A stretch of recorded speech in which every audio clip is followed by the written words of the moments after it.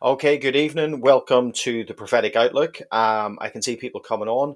If you can do me the favor, if you can like, if you can share, if you can comment, be a media missionary, put it all out there and let people see what we're talking about, let people hear what's going on in the world, but also the answer from Scripture. So we've got Emma here, Emma UK, Kelly is here, Caterlin is here, C Blessed is here, Patrick Denisha is here, Stacey LK is here. Keegan is here, Nana Cat, Emmaus Road Productions, Sherry, Kathy B, Deborah, Jared, Asset Ministries. Guys, as you're coming on, make sure you're saying hello. Make sure you're checking in, telling us where you're coming in from. We've got P Corns here as well. Helen is here.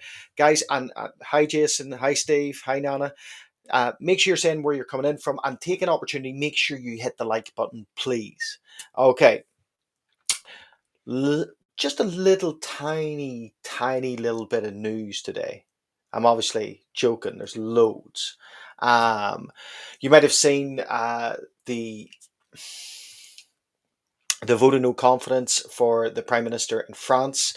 By the way, that is not in terms of Emmanuel Macron. Emmanuel Macron is still president, but there are calls for his removal and all of this. And you might have seen that. You might have seen the attacks in Qatar, and we'll talk about all of this because all of this is relevant. And if we were to go back to last week, we talked about the significance of what the blood moon would mean in terms of what was coming up. And I said that, look, it has no power, but in terms of what the moon represents in Genesis 1:14, in terms of sun, moon, and stars representing signs, seasons, and times, it is usually um, relative to the nation of Israel. And we have seen things come up. Now, I said that it's not like a tetrad, which would be the most significant element in terms of blood moon prophecies, nor is it telling us of the rapture, nor is it representative of the blood moon in the book of Joel. It's just that God will use the sun, moon, and the stars for signs, seasons, and times to notify us of the things that are coming, because sometimes we can be a little tiny little bit moronic, right? And sometimes God wants to catch our attention, and he does this in magnificent ways so that even if we are missing it, he lays it out. He lays things out for us. And I think the more and more we get to the closer of the return of our Lord and Savior Jesus Christ, you will see, I believe, clarity in him trying to reach, because God doesn't want us with excuse. I talked about this on Sunday. God doesn't want us with excuse in terms of denying Christ, denying the days that are prophesied, and actually keeping our head in the sand. He doesn't want us with excuse. His heart is that none should perish, but all should come to the knowledge of him.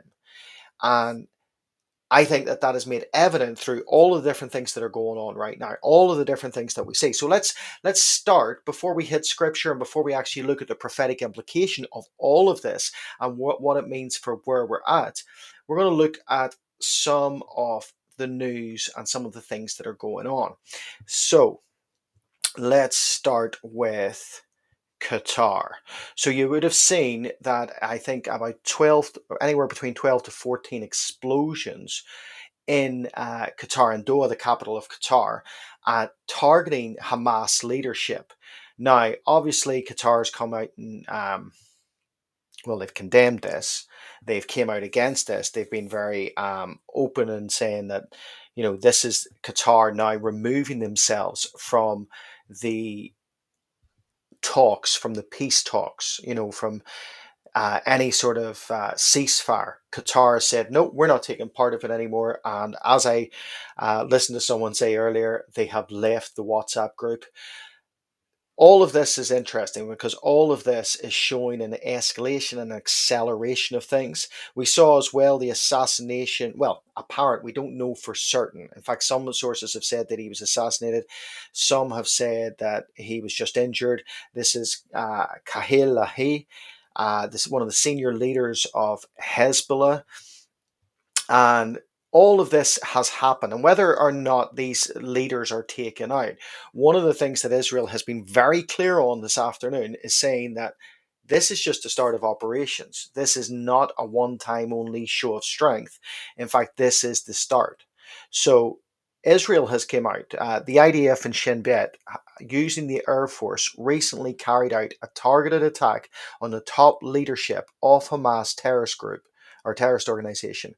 The members of the leadership who were attacked led the terrorist organization activities for years and are directly responsible for carrying out the October 7th massacre and waging war against the state of Israel. So, what we're seeing right now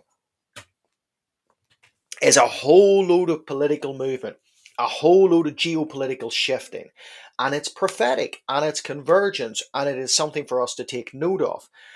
On a slightly, I guess, more petty kind of note on this, you remember that Qatar gave Donald Trump this really expensive plane um, during the Abraham Accord talks in terms of stabilizing relationships and normalizing relationships with Israel. They've basically said, no, no, no, no, give us it back now because I'm sorry for laughing, but it is kind of hilarious that it's kind of we've left the WhatsApp group and now we want our plane back because you were involved in this. So one of the things that I want you to look at, if you can, with me, and maybe you take a different approach, that's no problem. But geopolitical shifting is happening, right? There are a lot of different things that have happened in the last couple of weeks, but specifically in the last few days. And the shifting is getting us closer and closer toward that Jeremiah 30 verse 7 time frame. And in that, it's trying to take notice of every sort of moving part. So America is being accused by Qatar for being involved in this in terms of they had foreknowledge.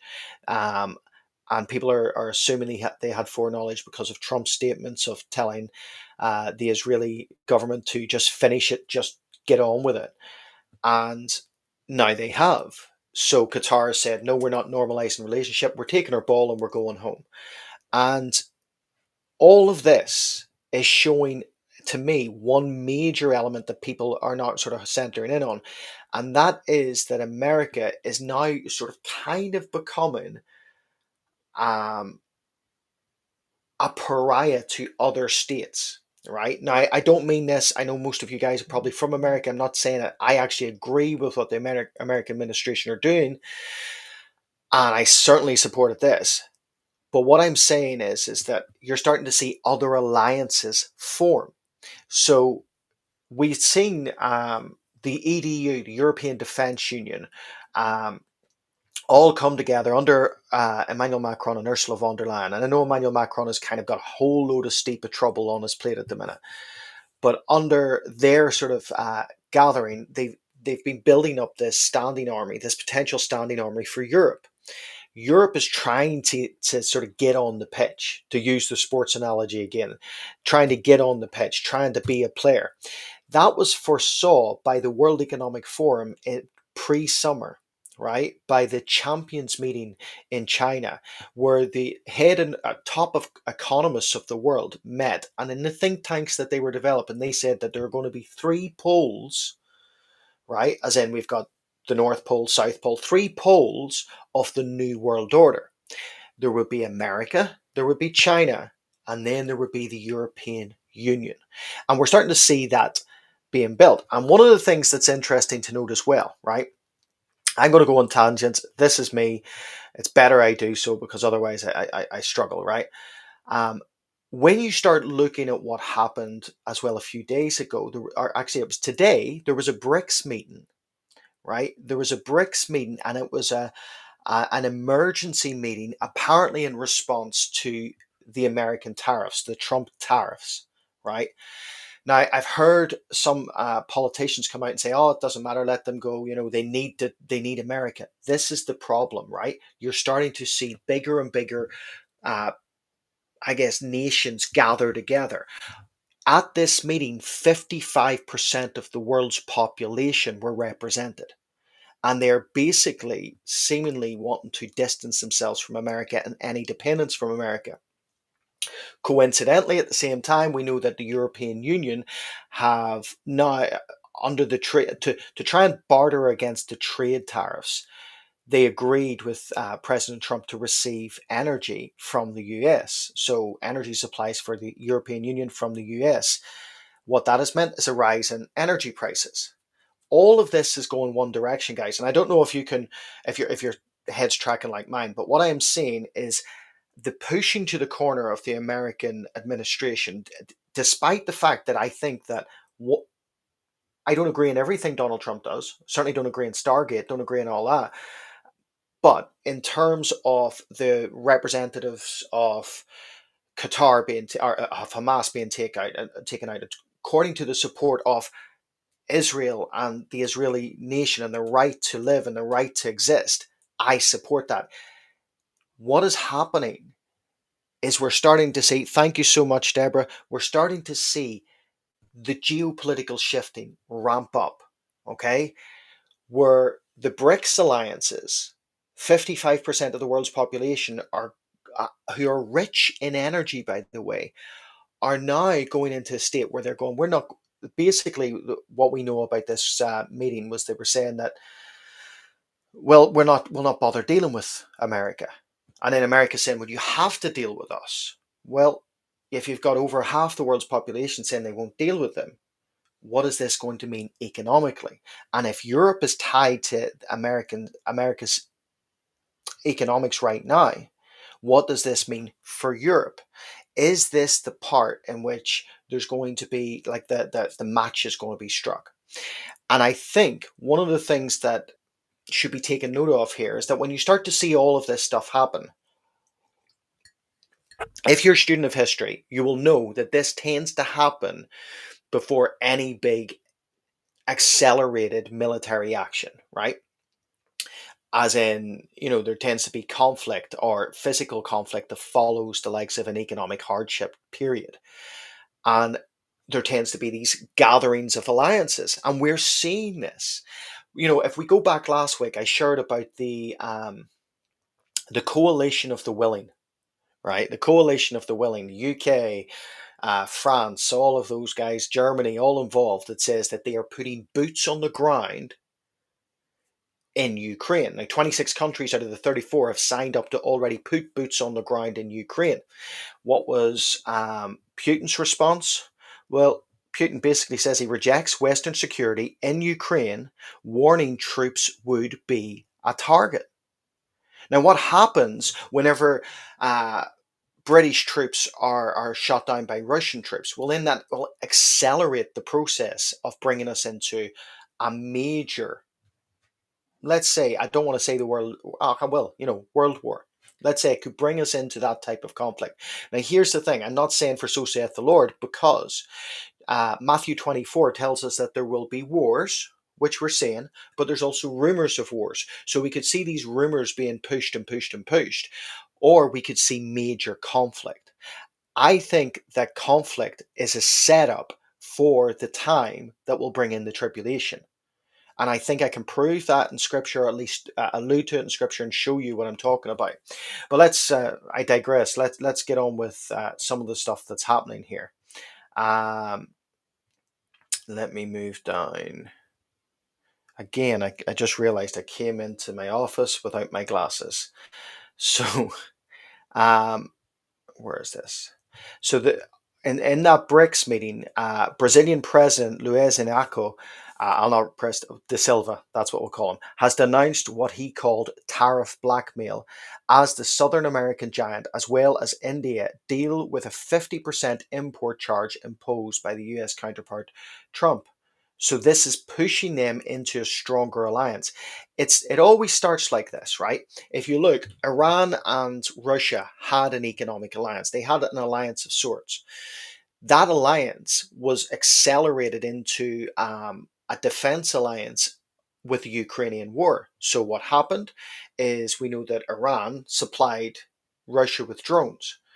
Then this is how it works. So it goes from an economic gathering or an economic partnership into a partnership that takes us further down the conflict zone, so to speak. So let's look at Actually, let me bring this back to this. So let's look at some of the things that are going on. Obviously, prophetically speaking, Israel is our focal point. The Temple Mount, the second hand, Jerusalem, the minute hand. Israel is the clock itself. And one of the things that we find, and we're coming up to that period, 26th or 22nd to 24th, the same time as Rosh Hashanah, which is obviously, I think, done on purpose, but I think it has prophetic implications. The same time as Rosh Hashanah, they have this meeting, the UN meeting to discuss the split up Israel, to divide it up and create a Palestinian state. Now, here's the ludicrous nature of this. I'm going to show you a video right now. And the ludicrous nature of this is that these Western countries believe that they're operating off some sort of moral ideal. They're not. They are, I believe, at best, completely ignorant about ideologies. At worst, complicit for the purpose of destroying the current world order to create a new one. So I'm going to show you this. This is a video of an individual from Gaza, a migrant from Gaza, and he's talking about his he's going to tell you his opinions and what he feels about the UK. Let me just watch as a Gazan migrant threatens to kill Brits while blaming Britain for the world's problems. The problem in the world, they're coming from British people. British. And British government, yes. There we go. Britain, The listen problem to in this the lovely world, European Gazan Yes. who's saying the problems in the world come from British.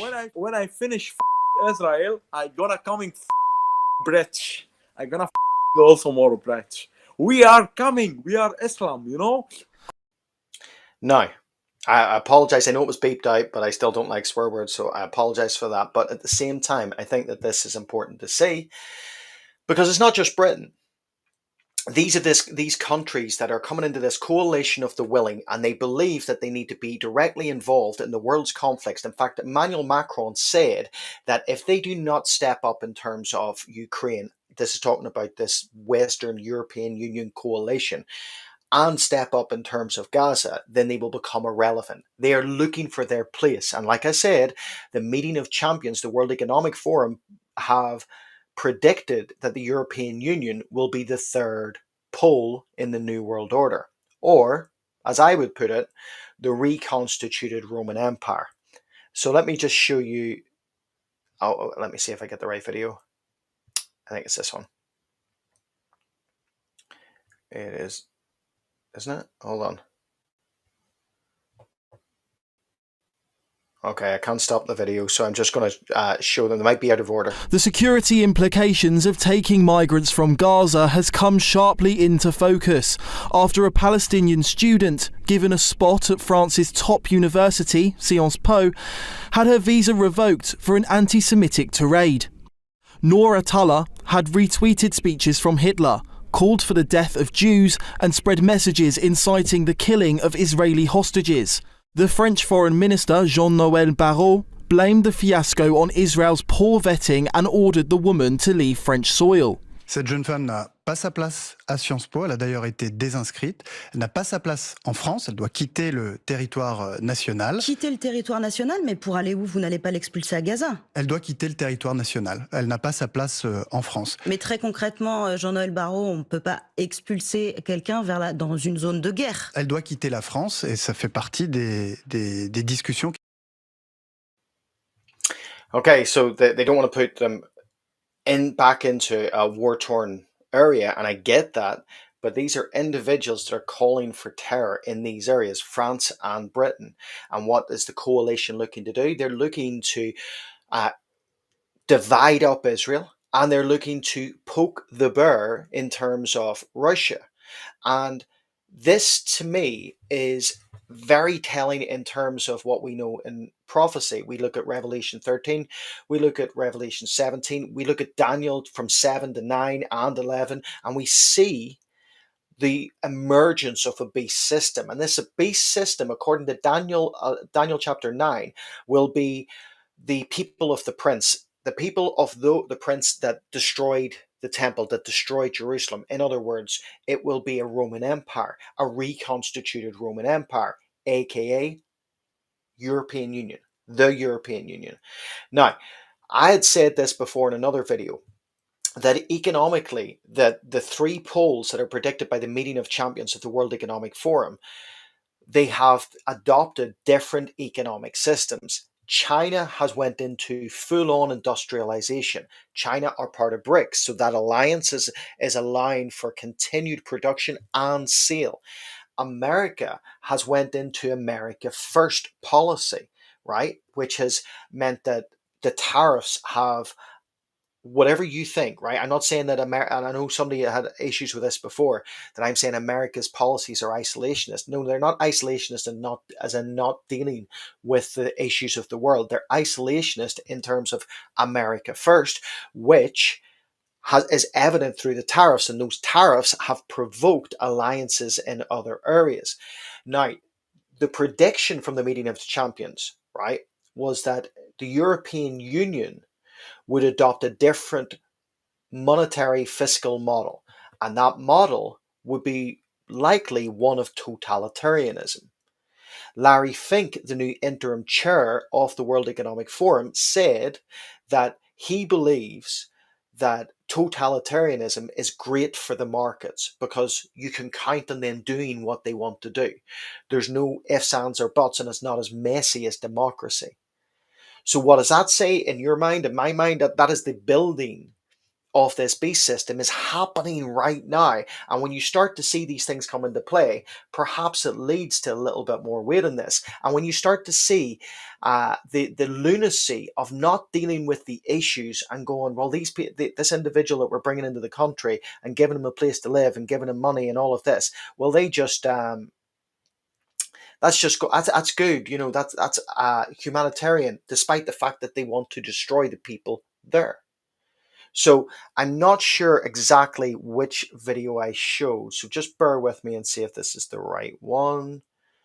I can't move it along, unfortunately. Hopefully it is.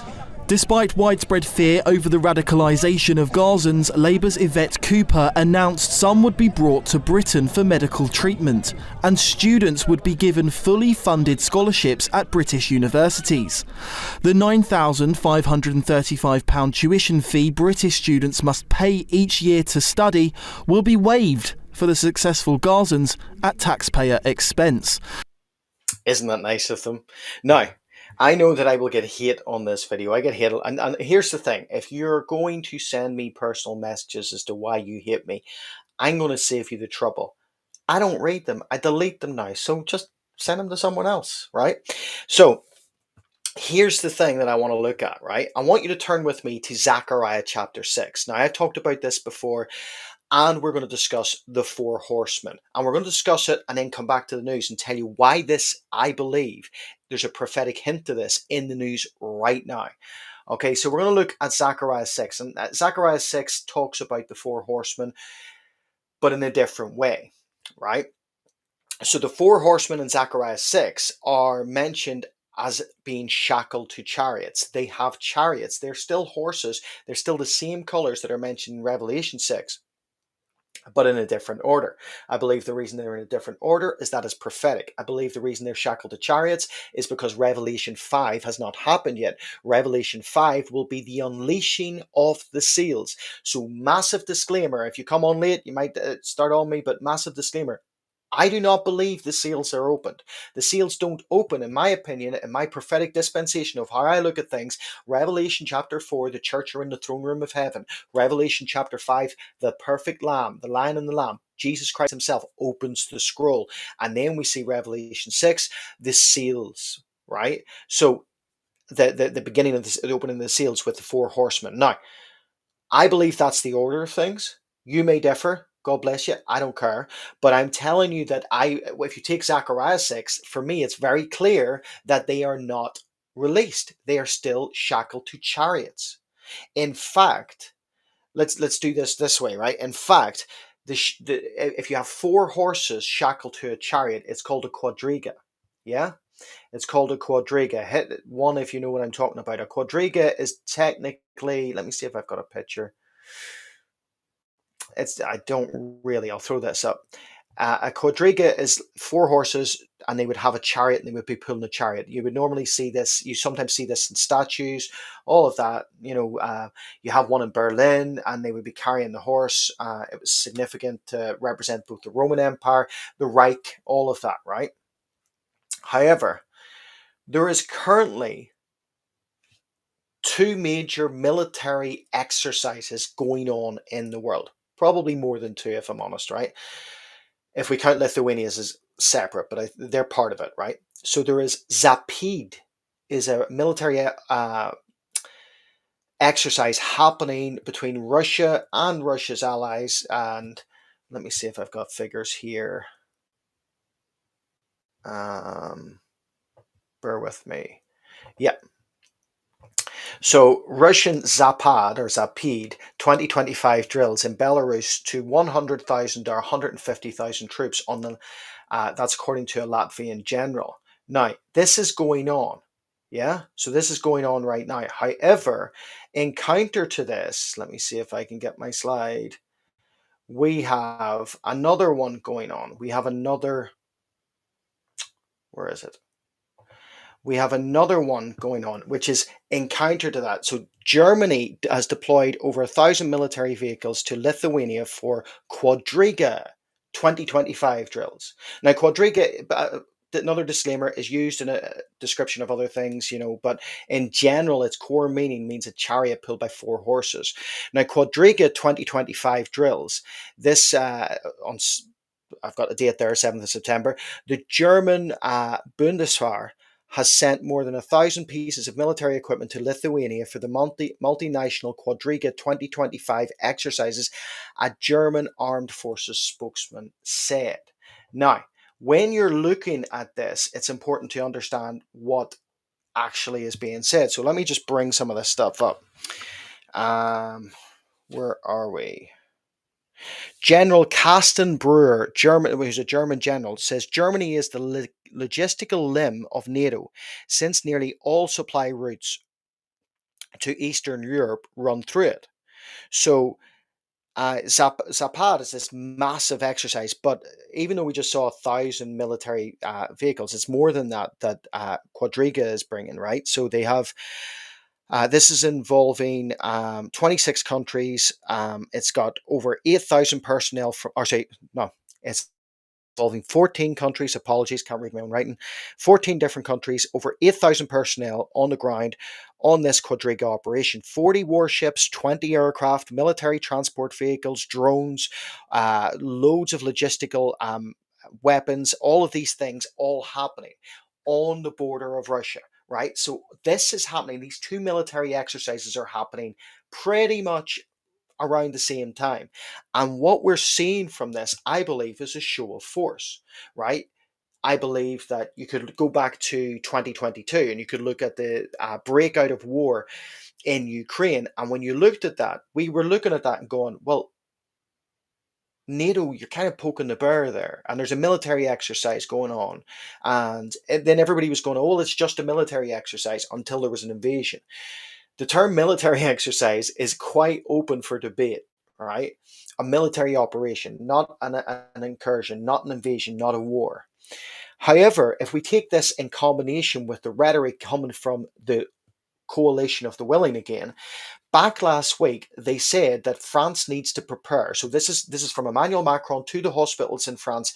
You need to prepare for a large land incursion, large land war by March 2026. 6 months away, right? 6 months away. You need to prepare for this. Now, you're starting to see all of these things in action, and there's the provoking in war. You've heard the generals suggest, and I've talked about this before, European generals all say that 2027 is the date for a possible land war in Europe that goes out past the Ukrainian borders. They're warning different countries like Lithuania. Lithuania, on top of this, is doing their own Thunderstrike war exercise with 17,000 troops, right? All at the same time, right? I can't emphasize how this is not just something that's run of the mill. This is quite big what's happening. So Lithuania is doing this with 17,000 troops.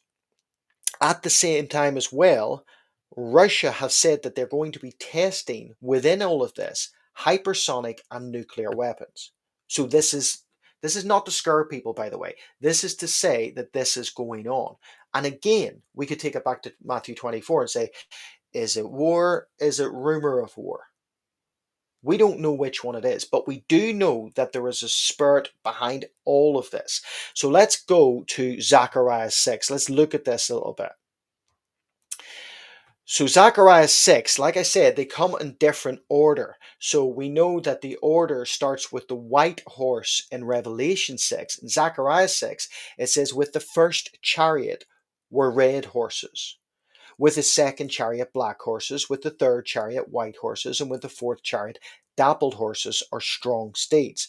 Now, if you take this as it is and you think, well, is there a prophetic reason? Is there a reason why it's in a different order than Revelation 6? I personally believe it is.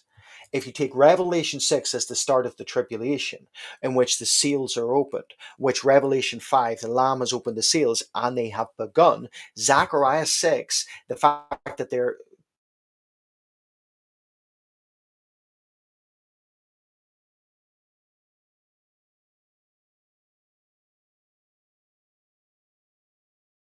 sphere that will allow the tribulation to kick off. So if you look at, for instance, what this is and how this lays it out, it says the first are with the red horses. The red horses are associated with war. So if the red horses are associated with war, and people try and superimpose modern day specifics onto the colors of these horses and say this is this and this is that. Listen, shameless plug, right? I write it in this book. I cover this, right? And I honestly believe that the Bible interprets Bible. So if you look through the Bible, you actually see that the horses are interpreted basically by the biblical setting. Habakkuk 3 tells you some of the names of them. Jeremiah alludes to some of the names of them. And I personally see them in Psalm 91 and in Job 1, and they are specifically Canaanite deities. Right? So these spirits that are spirits led by God, Habakkuk tells you that these spirits are submissive to God. In fact, let me just make sure you know what I'm talking about here, because we're going from horses to spirit, but Revelation 6:5 identifies them as four spirits of heaven who go out from their station before the Lord of the whole earth. In other words, they do not get let out unless God lets them out. And they're at the heel of God. But they are not spirits that, put it this way, I would say that God has control of these, as in he has a leash on these to let them go, but they are not spirits following God's will. So when man gets to the nth degree of rebellion against the truth of the Bible, the truth of Scripture, the will of God, then you may see one start to run to and fro, or the word in Zechariah 6 is patrol. You might see them patrolling, running to and fro throughout the earth. This is what we're talking about. So if I were to identify these, I'll give you some examples here. Habakkuk 4 and 5 says, his brightness was like the light. He had rays flashing out from his hand, and there his power was hidden. Before him went pestilence, which would be the dappled horse, the dappled horse, the grey horse, right? It would be in Canaanite religion, it would be this was a fallen. Now remember, when I say deities, they're principalities. They're not demons, because demons are lower class. They're principalities. They're still of the fallen rebellious action, right? And it's classified as the Canaanite element, or Canaanite identity of Deber, or Deber, Deber. And fever, Reseph, followed at his feet. Now, Reseph is interesting. I'm just going to identify, most of you have read this book, know what I'm talking about here. Reseph is the white horse. In fact, in Canaanite mythology, or in Canaanite religion, and Mesopotamian faith, they would have believed that Reseph was the spirit of the steeds, the spirit of the horses. A white horse, always usually represented as a hunter, someone pulling back a bow, or someone with a big spear, aka the white horse of Revelation. Yeah. So you've got the white horse, you've got the bear, the other horses that are included in this, right? So we've got the pale, which is the bear. We got the black, which is Fahad. Now, Fahad is terror, right? Fahad Lilit, right? Out of Isaiah 34. I know I'm going off on a tangent, but you can look all this up. Then you've got Resef, and Keteb is the Canaanite deity associated with destruction or war. It's a subservient deity to death. But whenever you read death, where is your sting? Grave, where is your or death, where is your sting? In the original, is death, where is your destruction? Mot, where is your destruction? Where is your Keteb? So what we are seeing here in Zechariah 6, and I know I could lose you in here, but I need you to understand this, right? With the first chariot were red horses. So the first one that comes on the scene, if you take these as two time frames, Revelation 6 during the tribulation, Zechariah 6 pre-tribulation, to set up the atmosphere that allows the tribulation to come in. And I think that this is something I see. So I think of it like the trailer before a film. But when you see this, let's go through this again, right? So the four spirits, not again, sorry, let's continue. The four spirits are the spirits sent out from their station before the Lord, right? It then goes on to say the one with the black horse is going to the northern country, the white are going after them.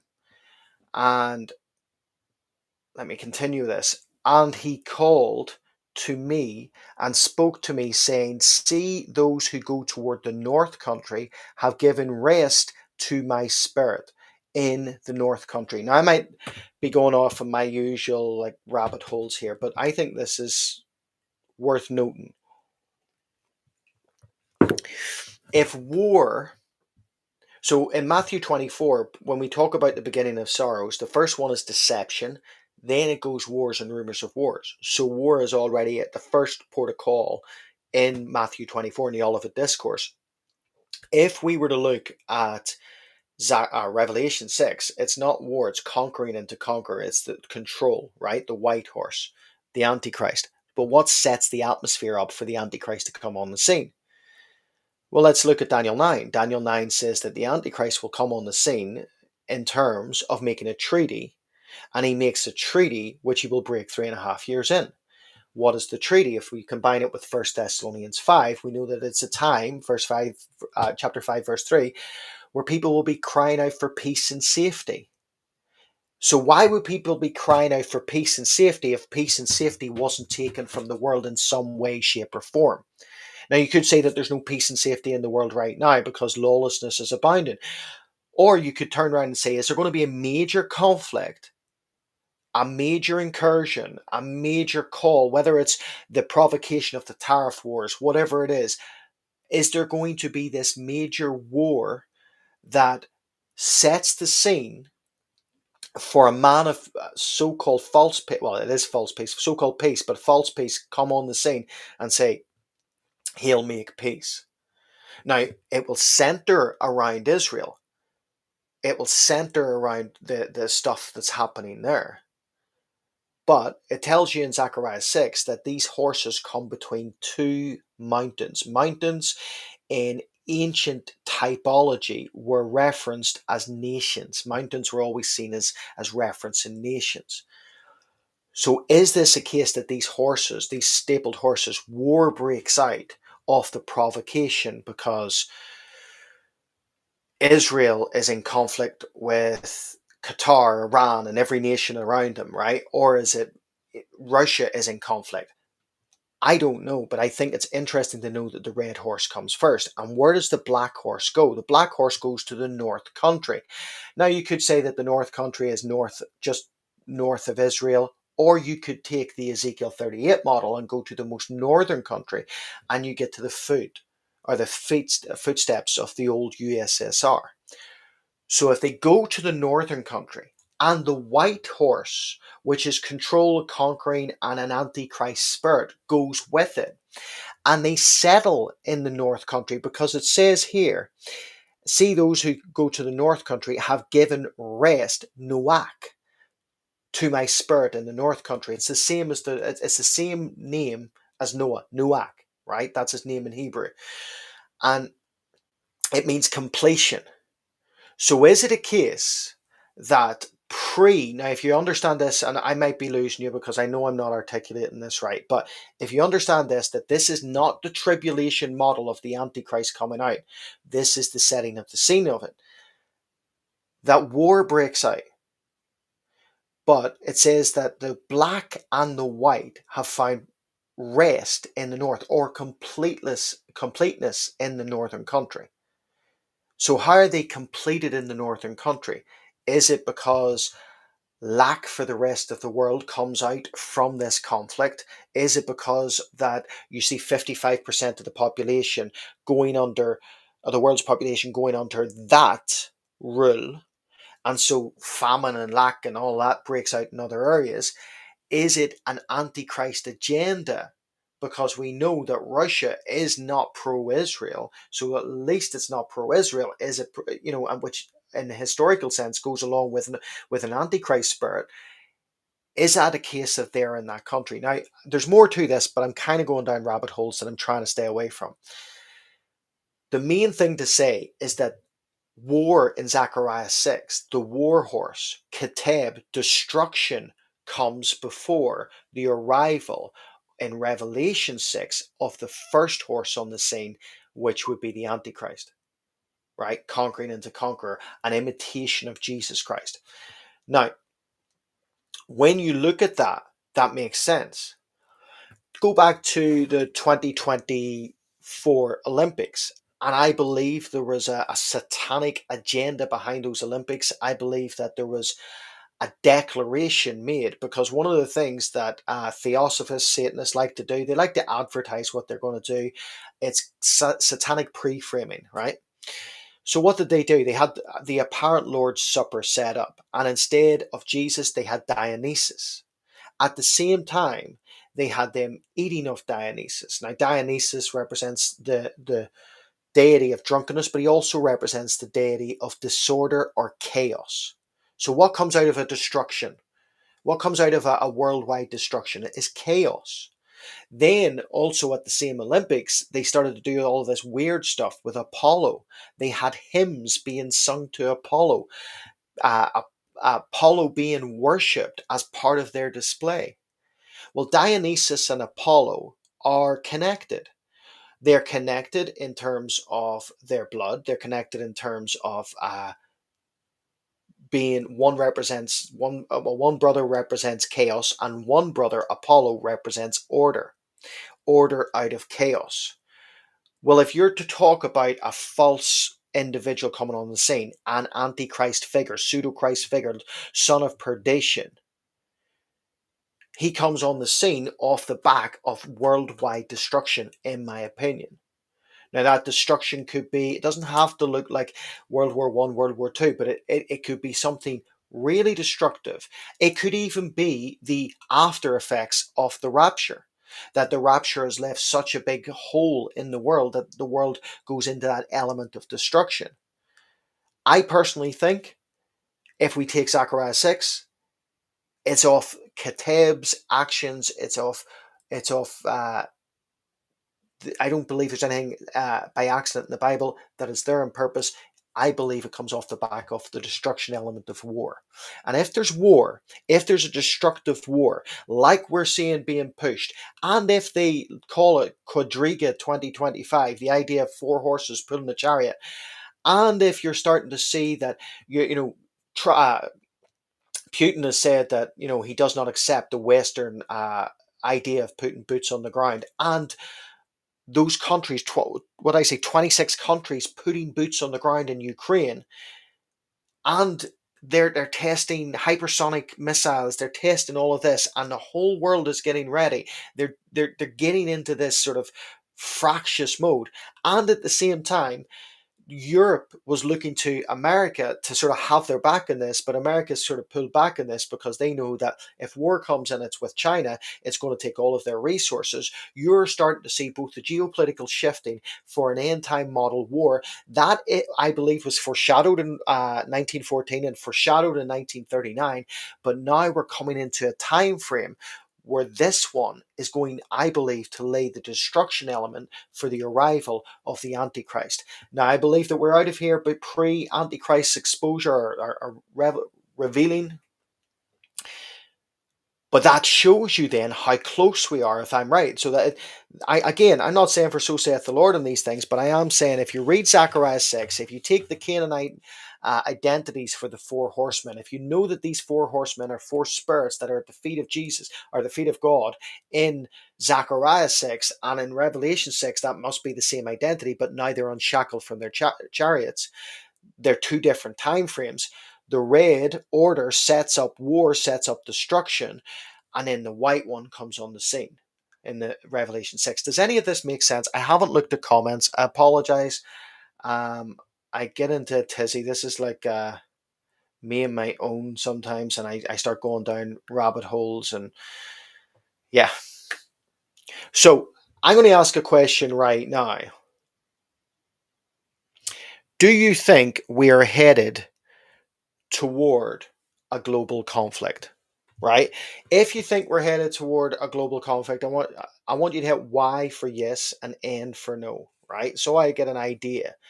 Do you think we're headed for a global conflict? And let me hone in this a little bit. Do you think we're heading for a global conflict within the next 12 months?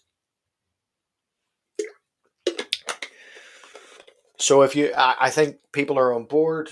I think that whenever you start to look at this, they're certainly trying to push us in that direction.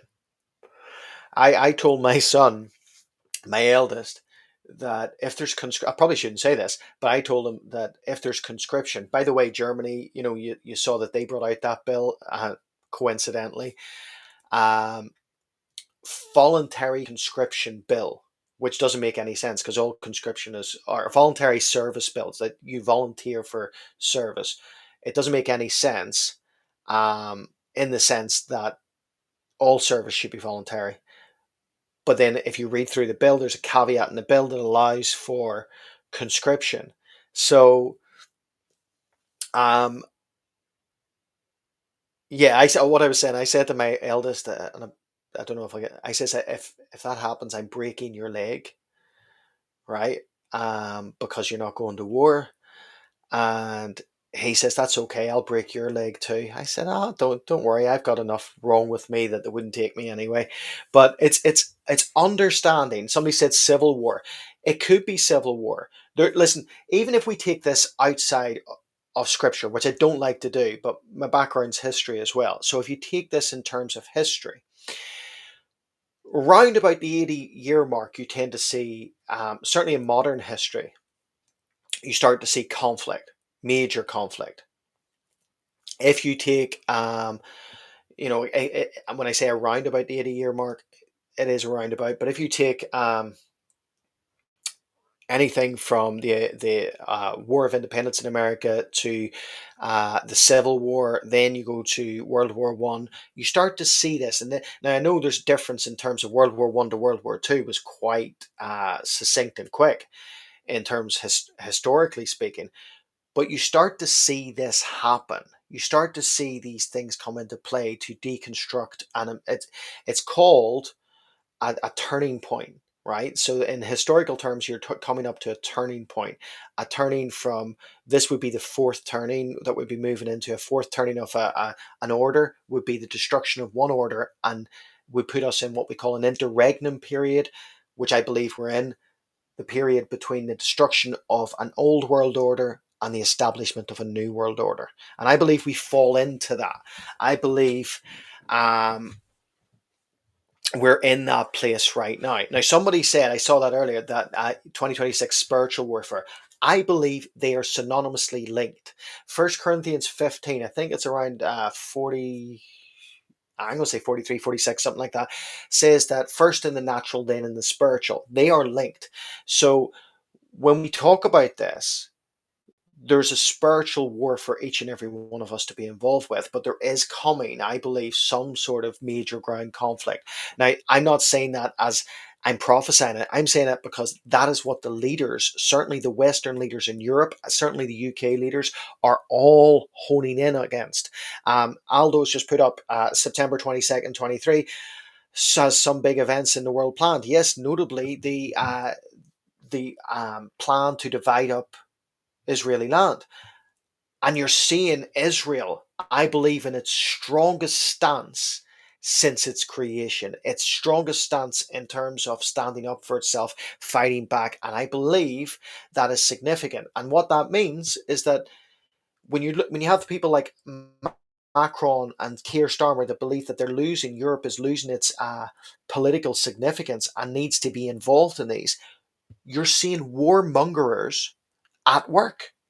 Warmongers at work. They're at their business and they're pushing us down one route. So I think, sorry, got a bit of a sore tooth. I think that we're getting to that stage where things are just going to accelerate. And it, for me, maybe it's just, you're looking at signs or whatever, but I do believe that God, like I said, knows that we're morons, so he makes things quite clear. And the fact that they're calling it a quadriga 2025, and a quadriga is a chariot that pulled by four horses.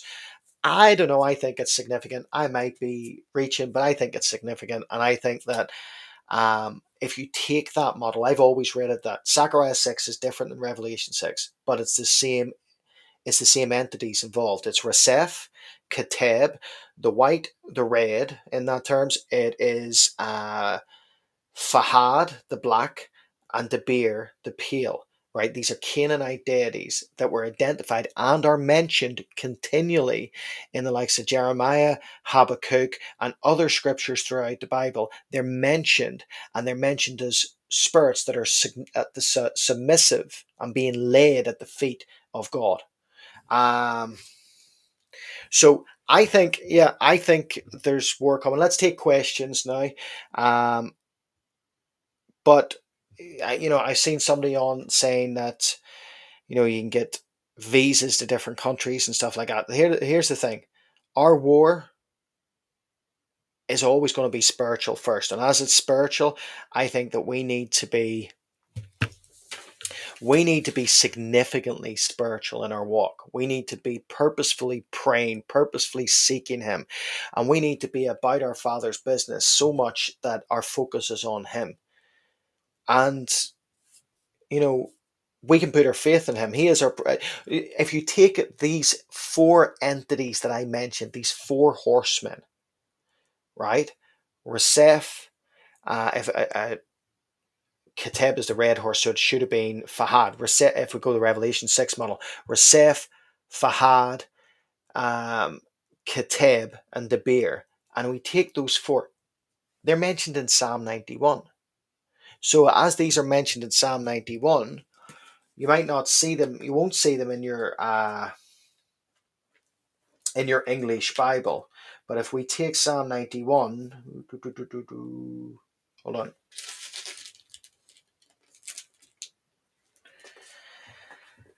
You shall not be afraid of the terror by night, the arrow that flies by day, the pestilence that walks in darkness, and the destruction that lays waste at noonday. That is the representation of those four. That's the same words for those four entities.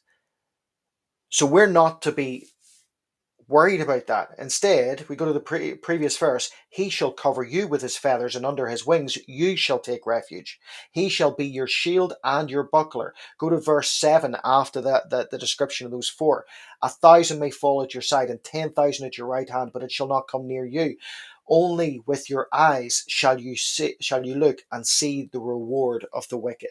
In other words, don't fear these things. Concentrate on the fact that you walk with God, and as you walk with God, He's got you. He's got you. Okay? So let's go to some questions. Are we ready for some questions? Let me just open this. Oh. Okay, now they're coming through.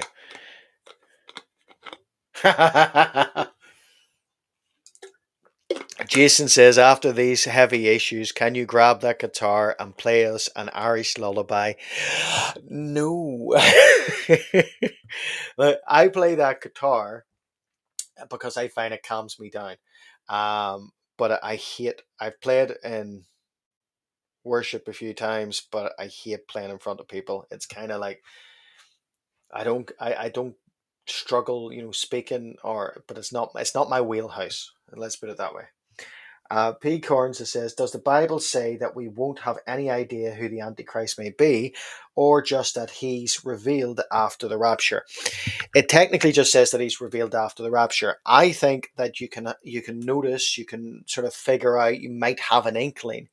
However, I don't think it's to be the focus of the brethren, and that's why we're told that he will be revealed after. He's not revealed before. So some will differ from this, right?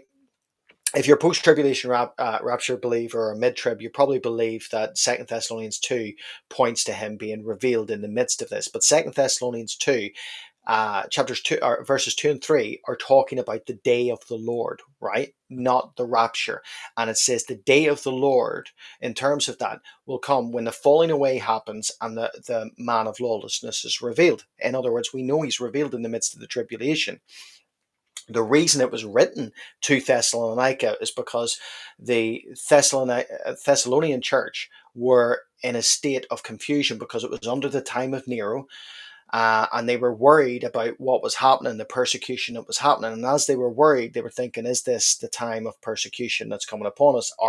Have we missed the rapture? In other words, are we in the midst of the tribulation? So Paul writes to them to say, nah, you haven't missed it. The day, that tribulation day will not come until the falling away happens and the man of lawlessness will be revealed.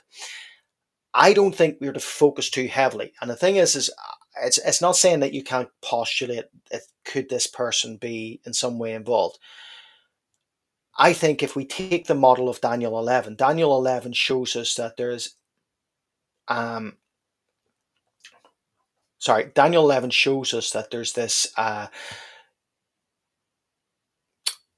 juxtapositioning between the generals of Alexander the Great, right? This is before we get to Antiochus IV.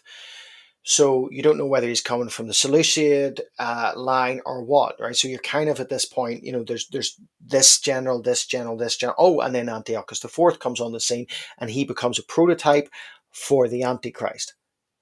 So if that's the case, I would expect the same to come at the end of times. In other words, you could look at someone and say, potential candidate, potential candidate, potential candidate, but you don't know until that moment, right?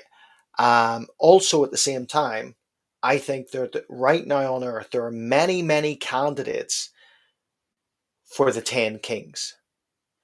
And we have to remember the order in that sense, that the 10 kings system is what the Antichrist will come out of, right? He will subdue and he will take their power. He'll take their power. So if you're looking at anything, I would suggest the thing that we really are seeing like at a rate of knots is the beast system. Technologically wise, military wise, authoritarian, totalitarian laws, all of that, that's what we're seeing right now.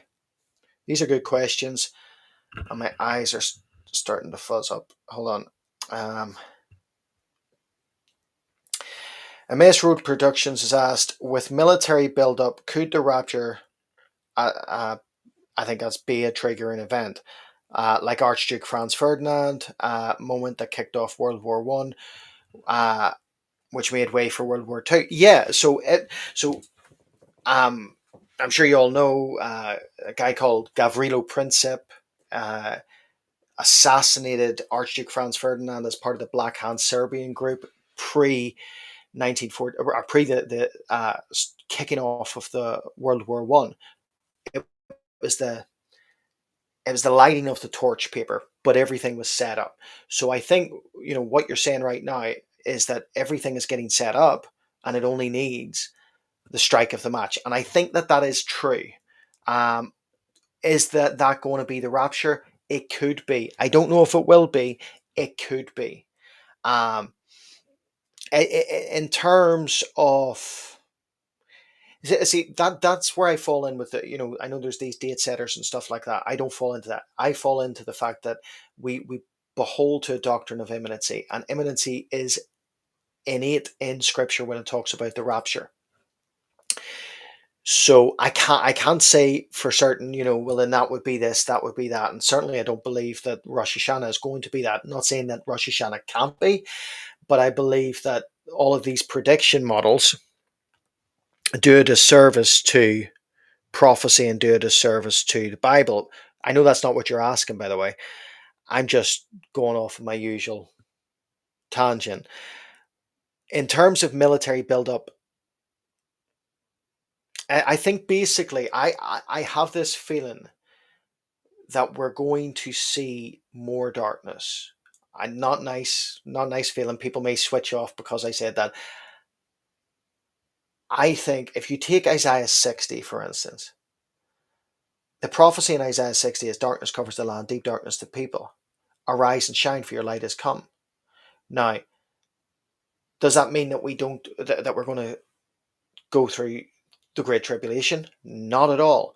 But it means that I believe that we're going to see continued darkness around us, and that could be in the terms of war and escalation. But then, like you say, I think what I'm trying to really say, and really badly doing it, is going to be so close, in my opinion, as in wars, rumors of wars, boom, everything's about to kick off, and we could be gone. Or we could see the start of that, and then we could be gone. Because I believe that where that will be kind of fixed is when we're gone, and then the opening of the first seal, the conqueror comes on, peace treaty, blah blah blah, covenant made. Yeah, you get me. Steve says, Gary, I truly believe that there will be a war between us and other foreign nations, and this will bring the Antichrist together. But we will be raptured out of here. Yeah, basically what I'm saying there. Yeah, are these I can't speak. Are these Aldo's asked? Are these four horsemen spirits, angelic, perhaps high-ranking angels? Yes. In terms, I believe, of not those that are of God's camp. I believe that they are those that God has subdued. Okay, so there's reasons behind that. It says Reseph in Habakkuk 3, 4, and 5 followed at his feet. Reseph followed at his feet. So it says favor followed at his feet. So to me, there's reasoning, and Jeremiah 14, I think it's verse 12, talks about this, but there's reasoning behind, and I write this in the book, there's reasoning behind why I think that these are subservient, hostile, fallen angels that God is taking control of and restrained in many ways until man steps into that phase of turning away from God in such a big way, and then the restraint kind of loosens, and then it will finally loosen when in Revelation 5 when Jesus unleashes it. So Heather's asked, when these countries, all these countries of the UN agree to sign the two-state solution, sign the paperwork, done deal, then what? How can they initiate this? That depends on the geopolitical shifting. I think they will have trouble initiating it without the support of an American administration. Now, they will. I don't believe, unless something completely like crazy happens, that the current administration would support that. Doesn't mean it's not signed. So it could be signed, and it could be waiting for a change of administration. It could be why you're seeing so many. You've always seen attacks against Donald Trump. And listen, I know some people are pro-Trump and anti-Trump. I'm kind of neutral in the sense that if a politician's doing well, thumbs up. If they're not doing well, thumbs down. I serve God and I follow God, not a politician. But in terms of this, I think that the American administration not supporting this makes it hard.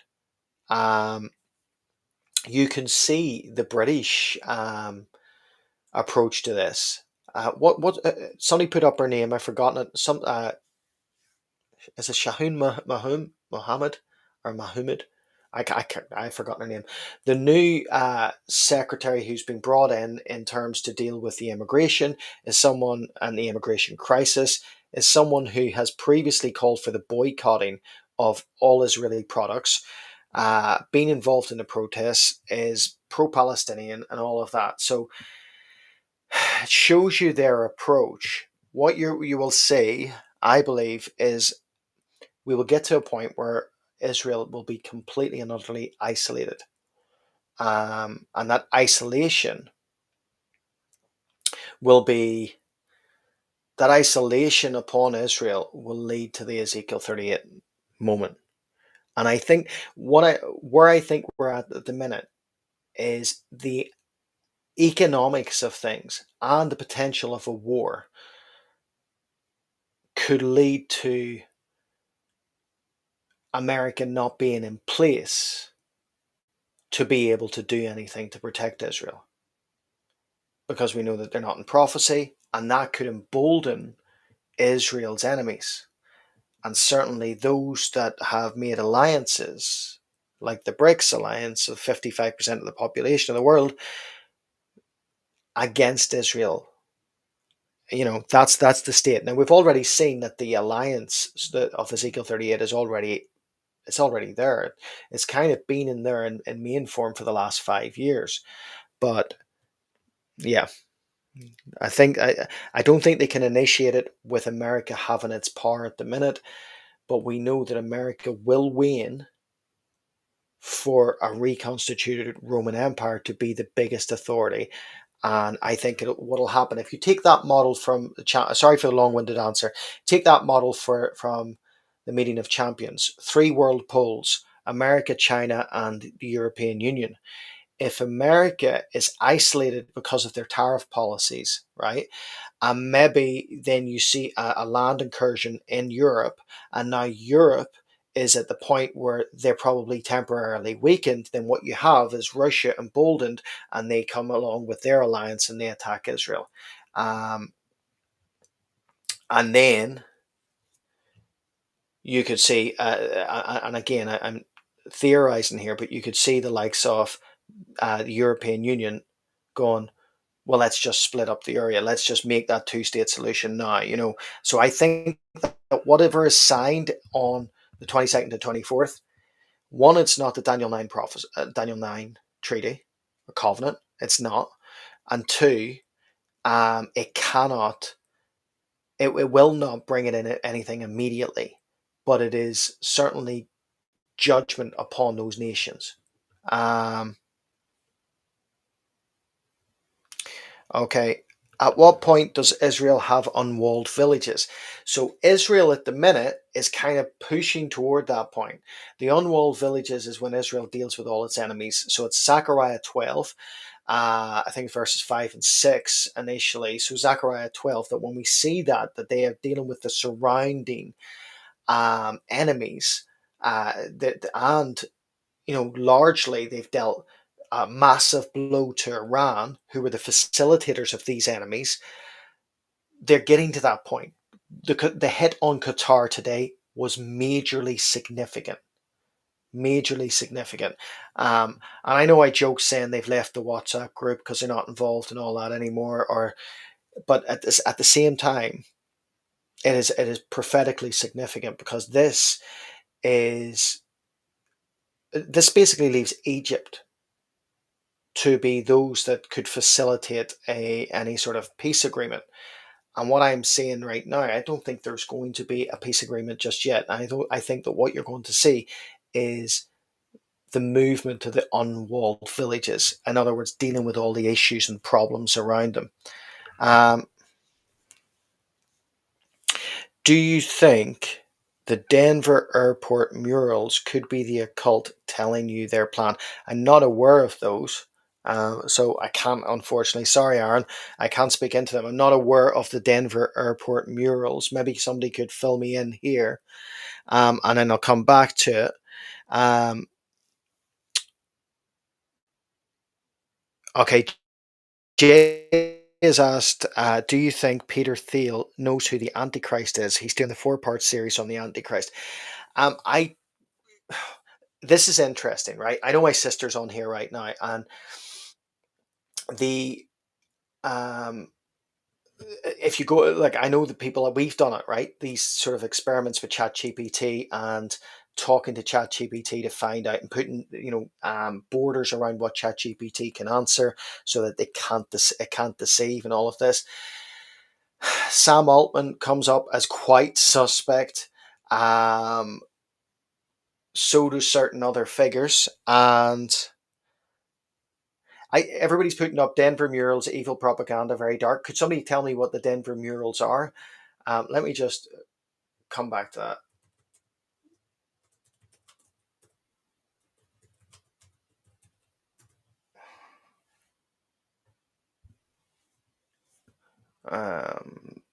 I don't know if that's it.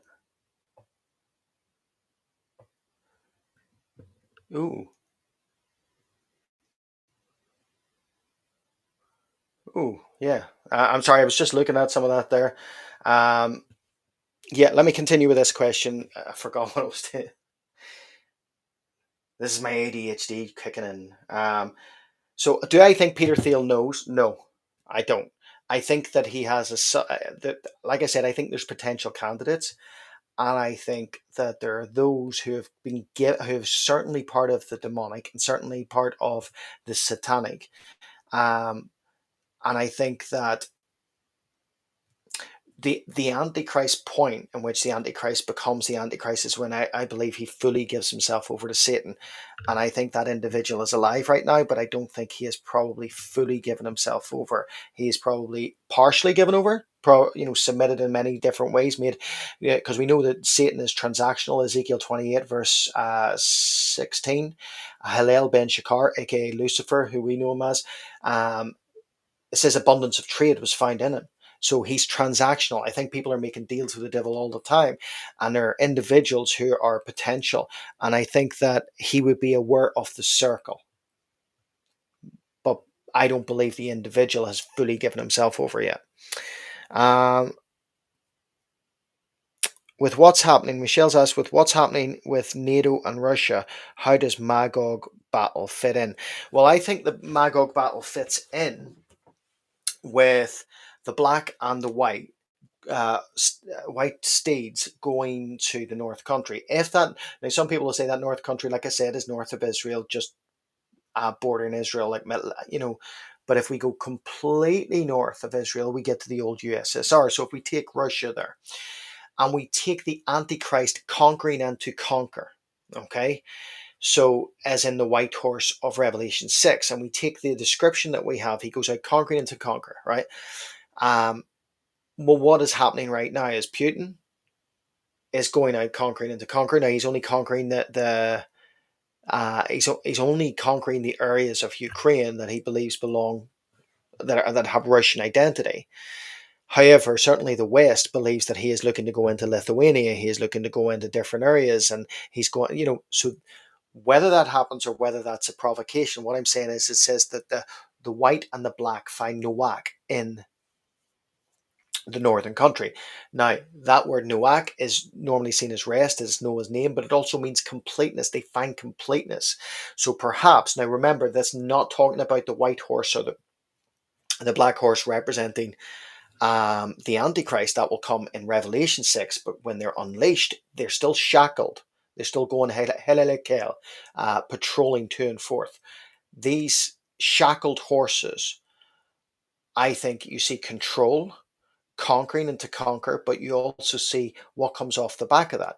Lack. Well, what came off the back of 2022? The biggest energy crisis that we've seen in modern history, certainly since the 70s. And you saw that, and it's not stopped. We have been told already that Europe's economy is hitting stagnation, right?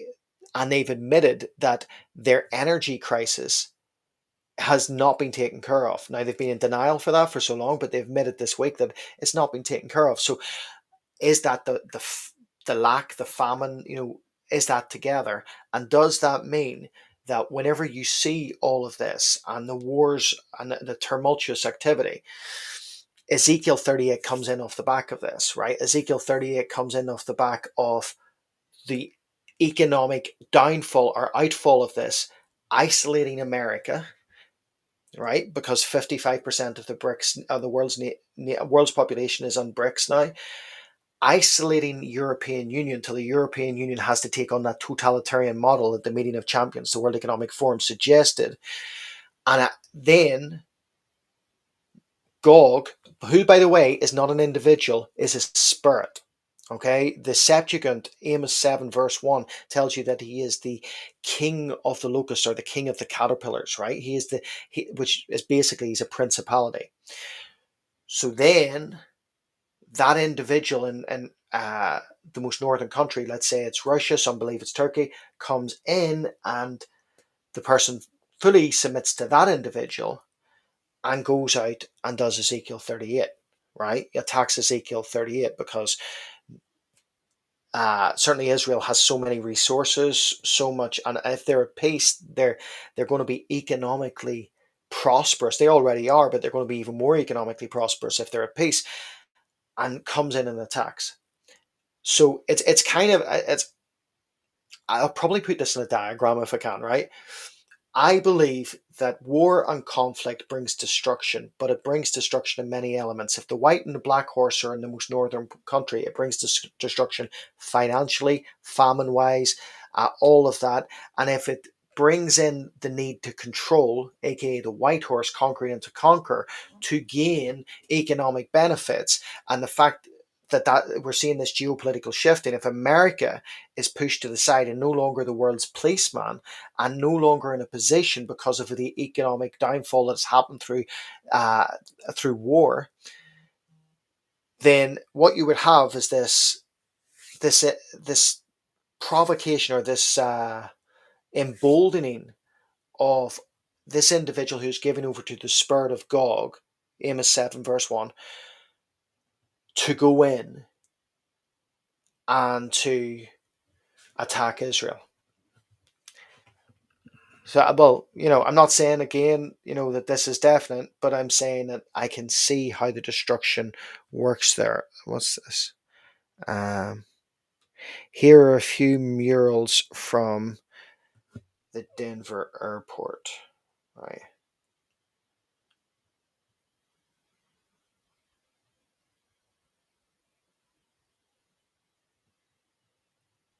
Okay. What is that?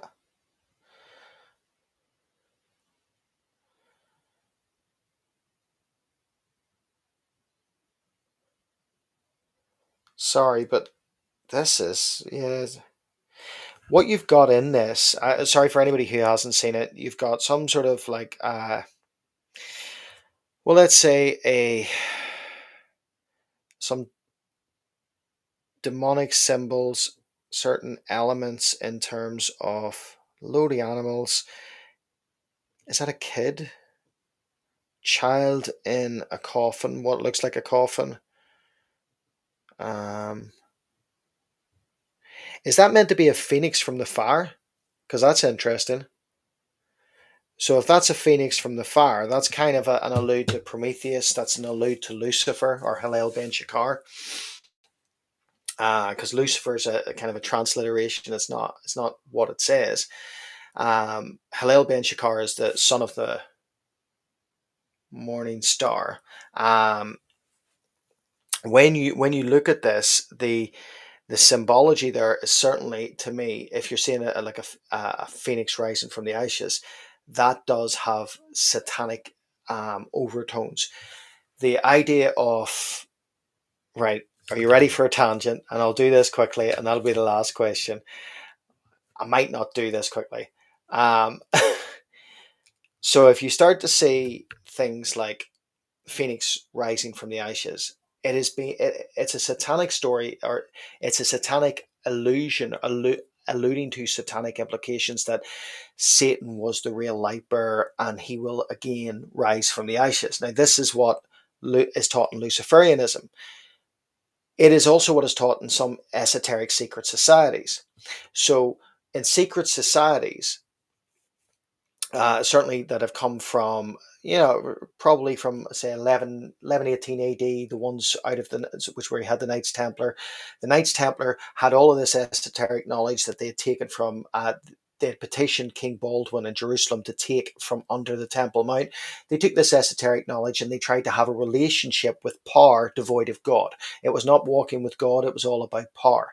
And this is where we got the Enochian teachings that have went through every single esoteric group. Now, this is not Enoch who walked with God. This is Enoch, son of Cain. There are two Enochs in the Bible.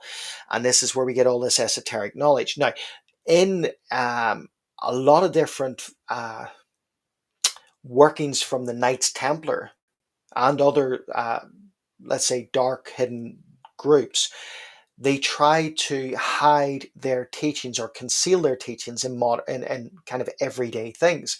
So the Knights Templar, we know, invested heavily into art, and then they would do satanic messages and sort of messages of the old sort of the counter narrative, let's say the counter narrative to scripture within the art. They would do that within plays as well. We know that the Knights Templar invested heavily into the arts.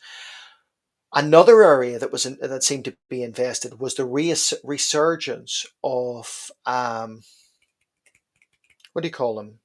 Fairy tales. Sorry, the fairy tales. So the likes of Jack and the Beanstalk, the likes of the Princess and the Pea, or all of those things. The resurgence of that, and what we saw. Most people will take the likes of those fairy tales back to Joseph Jacobs or the Brothers Grimm, but they were collected by them. These are teachings that go along, and if you actually go into them, they have quite dark esoteric models. One in particular, let's do Jack and the Beanstalk. Yeah, so beans. The fact that the beans get thrown into the ground and then they sprout up this new life, this whole massive tree. In Pythagorean occult, right? So about Pythagoras, where we get Pythagoras' theorem from. Um, Pythagoras was one of those who was part of the esoteric community. He believed in certain weird stuff. He believed in sex magic. He believed that the pentagram was the sign of his group and all of this. And they also saw the beans were a sign of death and resurrection, right? So they believed that was the case. They also believed, and it's a teaching in all theology, right, that goes through basically every sense of theology. It's in Christianity and Judaism as well, called the Axis Mundi. So let me know you know what I'm saying, because I know my accent sometimes throws people off. So the Axis Mundi is this idea of a world tree. It's in Norse mythology. It's in Hinduism. It's in all these different myths. In terms of Christianity, the Axis Mundi is the connection between heaven, earth, and what is below. And that connecting point was the cross and Calvary. In terms of Judaism, it was initially that Mount Moriah, or the Temple Mount. In terms of the occult, it is seen as a way of taking Jacob's ladder, the dream of Jacob's ladder. I know I'm going on tangents, but tell me you're all okay. The idea of attaining godhood, attaining divinity by climbing up the realms or climbing up the ranks. This is the teachings of Thelema, of Aleister Crowley. This is the teachings of the Hermetic Order of the Golden Dawn. This is the teachings that Madame Blavatsky brought through her Lucifer magazine in 1877. All of these teachings are the idea that you can become like God, right? So let's go back to the fairy tale. The fairy tale is that you have these beans thrown into the ground, Pythagoras, death and resurrection, new life, reborn, all that.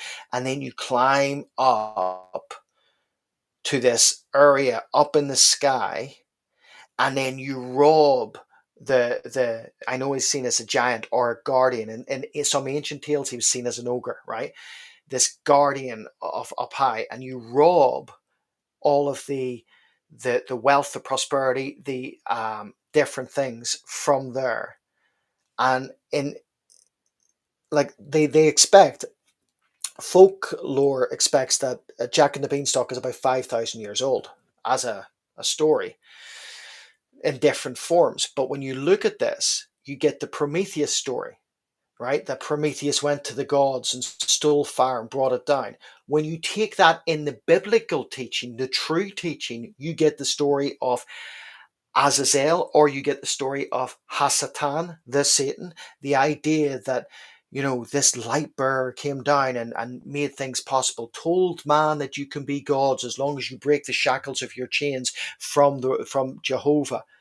Absolute nonsense, but it's the counter narrative that is sewn into everything. So I say this to say that when you start to see images like the phoenix rising from the ashes, and you start to see all these dead coffins around us, understand that there's something behind that. And I would suggest that behind that is the same principle that the Knights Templar took, to hide their messaging in plain view, but they believed would only be deciphered by what they called adepts, those who could actually decipher it. So, long-winded, long-winded answer. High certainty for uncertain times. So I will be on with am I on the 19th? It's the 19th, isn't it? It's in my diary anyway. I've got a lot of shows I'm on in the next sort of 2 weeks. Also, we have next Wednesday, guys, we have John Haller will be joining us. And if you haven't already, I was on with, sorry, I'm trying to get back into Discord. If you haven't already, I was on with Pastor Tom Hughes.